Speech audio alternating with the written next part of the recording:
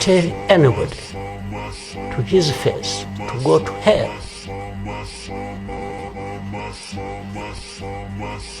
If anyone comes around and thinks they can, they come and say, hey, we're going to sanction you. What? Go to hell. Just go to hell.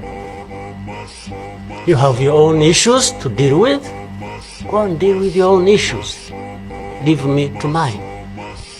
This is the spirit I think Rwandans must have in their daily lives.